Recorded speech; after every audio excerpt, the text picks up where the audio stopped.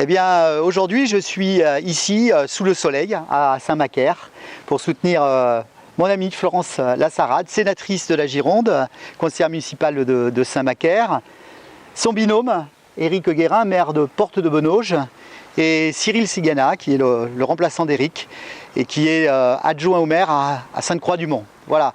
Madame la sénatrice, vous avez choisi de nous réunir ici de façon symbolique devant les locaux du service départemental d'incendie et de secours. Pourquoi ce choix? Peut-être en raison de la crise sanitaire dans laquelle est impliqué les services d'incendie et de secours? Oui, on voit que de plus en plus, les pompiers ne sont pas la plupart du temps au feu, mais plutôt au domicile des gens en difficulté. On a vu l'année dernière qu'ils intervenaient sans masque, puisqu'on avait expliqué qu'il ne fallait pas en porter pour l'exemple, chez des malades du Covid sérieux. Donc ils ont eu beaucoup de travail sur ce plan-là, et ils ont eu le mérite de ne pas rechigner.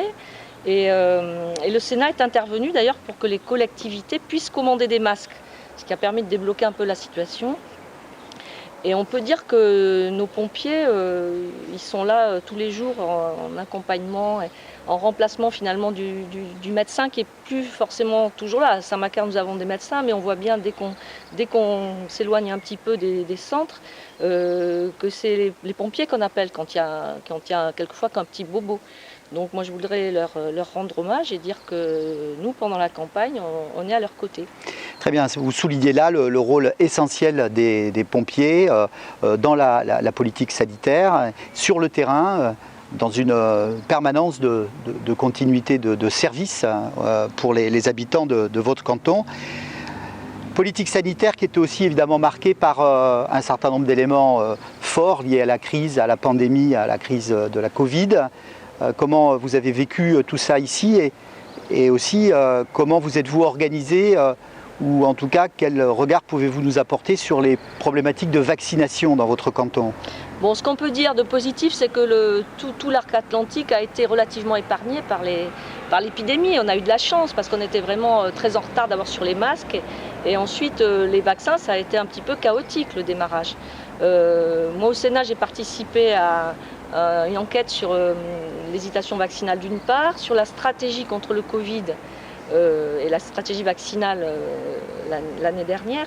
Et c'est parce qu'on a fait ce rapport qu'on a pu convaincre le gouvernement de vacciner les soignants. On n'a vacciné que les soignants âgés ou avec des comorbidités, mais sinon ils n'auraient pas été vaccinés. Donc on a rempli ce rôle et moi je pense qu'il aurait fallu l'étendre vraiment à tous les soignants. Pas le rendre obligatoire, parce que quand on rend obligatoire, on a beaucoup plus de réfractaires. Mais la question se pose à nouveau, savoir s'il faut le rendre obligatoire ou pas pour les professions exposées.